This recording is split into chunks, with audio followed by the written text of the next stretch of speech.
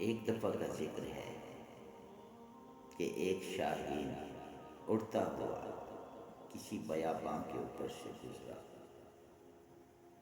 تو اس کی نظر ایک کمزور اور ضعیف بکری پر پڑی۔ اس نے دیکھا کہ ایک شیر بکری کے پاس بیٹھا اس کی خدمت کر رہا ہے، تو شاہین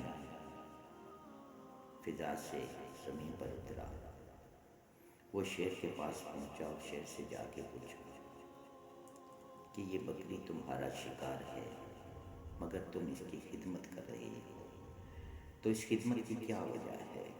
تو شیر نے کہا کہ بچپن میں میری ماں مر گئی تھی تو اس بکری نے مجھے اپنا دودھ پلا کر جوان کیا، تو اب یہ بوڑھی ہو گئی ہے تو میں اس کی محبت اور اس کی محنت کے صلے میں اب اس کی خدمت کر رہا ہوں۔ شاہین نے یہ بات سنی اور وہاں سے پرواز پکڑ لی۔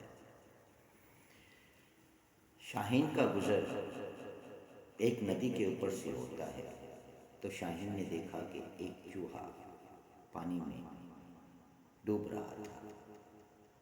شاہین کو شیر والی نیکی یاد آئی تو وہ نیچے آیا، اس نے چوہے کو اٹھایا اپنے پنجوں سے اور کنارے پر لا کر رکھ دیا۔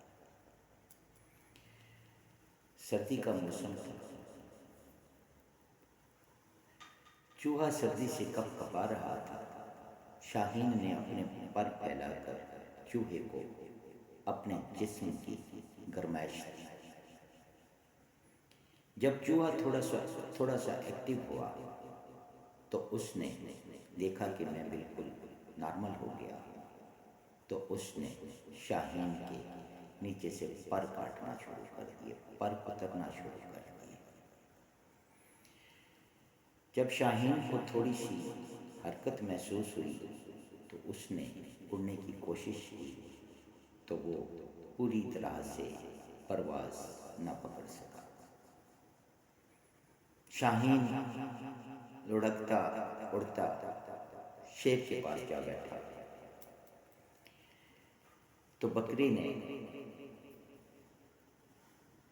شاہین کی طرف نظر بھر کے دیکھا تو اس نے شاہین سے پوچھا کہ جب تم میرے پاس آئے تھے تو تمہاری پرواز بالکل درست تھی، مگر تم اب جب میرے پاس آئے ہو تو تم لڑکھڑاتے اور آدھی پرواز کے ساتھ آئے ہو میرے پاس، تمہارے پر صحیح طرح سے کام نہیں کر رہے، کیا وجہ ہے؟